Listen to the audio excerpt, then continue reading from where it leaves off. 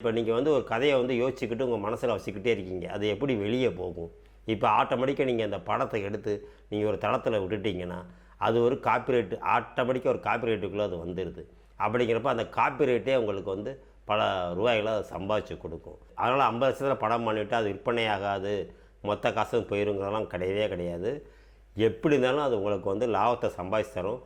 அதை எப்படி எந்த மாதிரி ஒரு விஷயத்தில் அந்த பணத்தை நம்ம வந்து திரும்ப எடுக்கலாங்கிற ஒரு சிந்தனையும் உங்களோட செயல்பாடும் தான் அதை வந்து கொண்டு வரும்.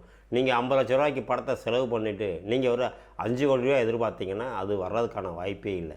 அதனால் எப்பயுமே அது கடுகு சிறுத்தாலும் காரம் குறையாதுன்னு சொல்லுவாங்கள்ல, அது மாதிரி உங்கள் படம் சின்ன படமாக வேணால் இருக்கலாம், ஆனால் அது காரத்தில், வெற்றியில், மேக்கிங்கில், கண்டென்ட்டில் அது ரொம்ப காரமாக இருந்தால் நிச்சயமாக அது ஜெயிக்கும்.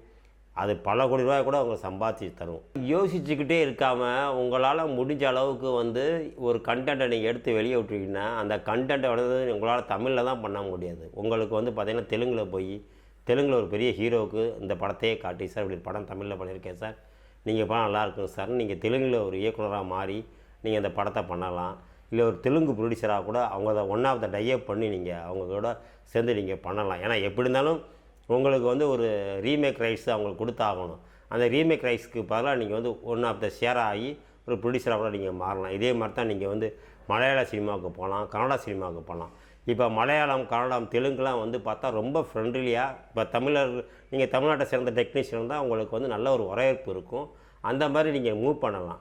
அப்படிங்கிறப்ப எதுவுமே பயந்துக்கிட்டே நீங்கள் தயங்கி இருந்தீங்கன்னா நீங்கள் வாழ்நாள் முழுக்க தயங்கியே இருக்க வேண்டியதான். அதனால் தைரியமாக நீங்கள் இறங்கி பண்ணுங்கள். அது எவ்வளோ பட்ஜெட்டாக இருந்தாலும் பரவாயில்ல, நல்ல மேக்கிங்காக நீங்கள் வந்து அந்த படத்தை பண்ணிடுங்க.